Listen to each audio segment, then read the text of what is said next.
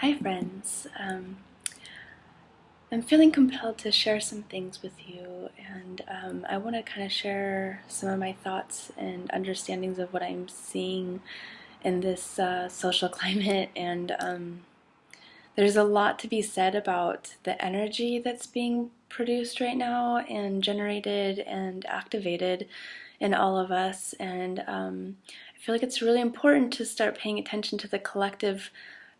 But more important, it's really important to start really looking inward. And I think that right now there is a call for us to start deeply healing some of those very deeply rooted, painful places for us. The reason I'm saying this is because I see that a lot going on in practice with my patients, but even with my friends and family. There is a lot of triggering going on, and I think that it's really important that we pay attention to being triggered, because when we're triggered, we're reactionary, and instead of being proactive, we go into this mode, this kind of fight or flight mode, where we're just reacting and we're not actually using our energy or even cultivating our energy in a way that needs to be seen in the world. So I have a few suggestions for those of you that might be feeling like maybe you're either ill, you're in pain, or you're not feeling your best, especially if you've been out being active. There's a call here that you really need to start focusing inward and start cultivating that energy inward, so that you can profoundly heal yourself, so that you have a stronger voice. So some of the ways that you can do that are to start really nourishing yourself with food and meditation and some of those practices like exercise that we all know are really good for us. And finding maybe somebody to work with in order to do that. But the number one thing is really just kind of engaging your intuition about where you're at. So be real with where you're at. Are you charged? How are you feeling emotionally? Do you feel like you have something that you're holding within that needs to come out? There's a lot of work done by Gabor Mate that talks about emotional stress, anger, emotions that get stored in the body and then cause damaging either autoimmune conditions or physical ailments in one way or another, and it affects our biology. And I'm sure that that's a true thing. There's a mind-body connection that's not inseparable, and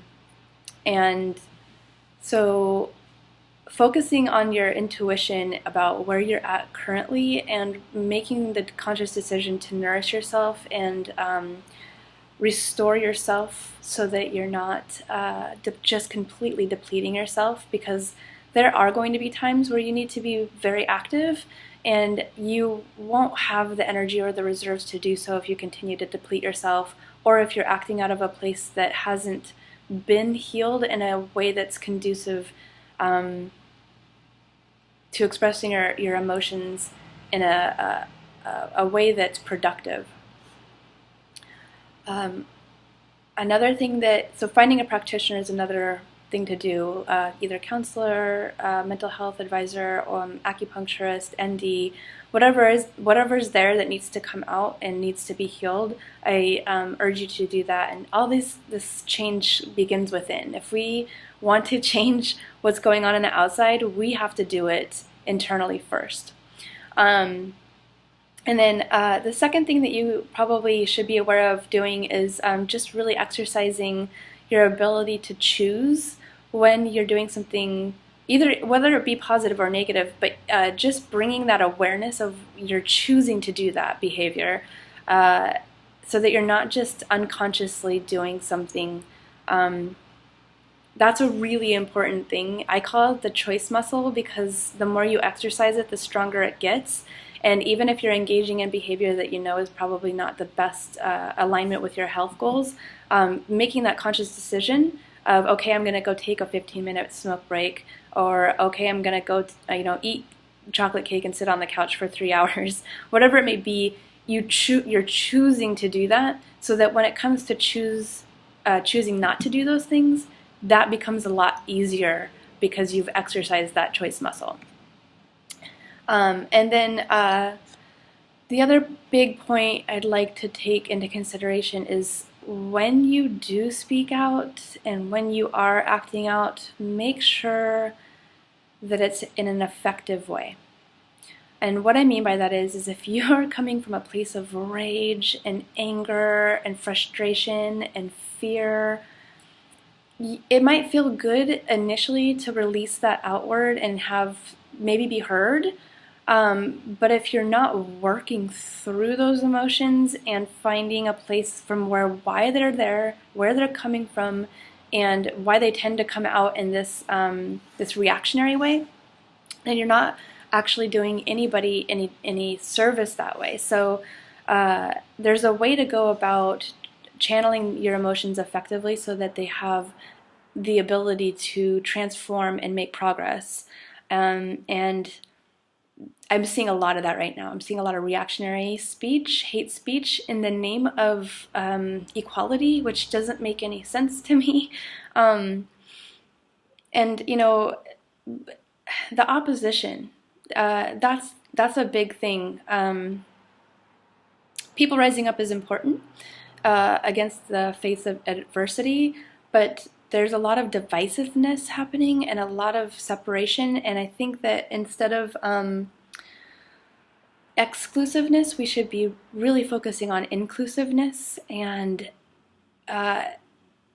making sure that we have the dialogue and the discussion with the people that maybe we don't know them, but make sure that you don't just frame them in a mindset of, oh, he's a man, he doesn't understand, or, you know, they're white, they don't understand, or they're coming from a place of privilege because they have all this stuff afforded to them, or you know, they're Republican.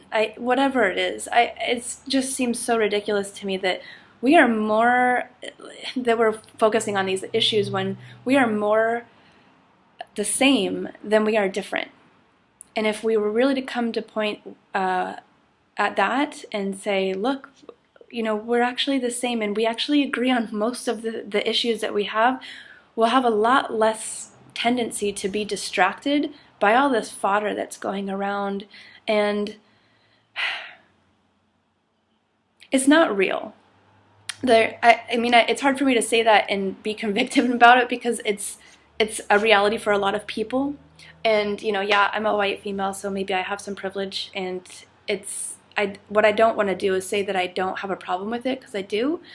But my connection to nature and my connection to what is real is informing me that we're losing touch with that by being distracted by these other things. And so really start finding that connection to yourself. Start finding your connection to nature. And if we find a connection to those things, I really feel like we'll have a lot more power when it comes to being focused and having an agenda that makes sense for everyone. Because we're on this together. We're all breathing the same air. We're all living on the same planet. There's some very critical issues that we need to talk about with that. There's some issues around our nutrition and the things that are available to us as far as what they call food, which isn't even food. So really focusing on those things and really nourishing ourselves deeply from within and giving ourselves what we need so that when the time comes, we're not depleted to the point of exhaustion and frustration and wallowing in a place that is a victim place. And I don't want to victim blame, but what I'm saying is that to emerge out of that and to rise out of that is really critical so that we have more power when it comes to be. So I appreciate you guys listening, and thank you so much. And if you have any comments, or if you feel like you have a different opinion on this, or I'm missing the point completely, please share that with me. I mean, I'm trying to be as open-minded as possible about all of this, and I really want to come from a place that is seeing all points of view. So if you think I'm missing a point of view, or if you think that I'm not hearing what people are really trying to do here, I really think that that's important that I understand and know that. So please share whatever you have to give, and let's cultivate our gifts so that we can share those outwardly and help other people with their struggle as well. All right, be well.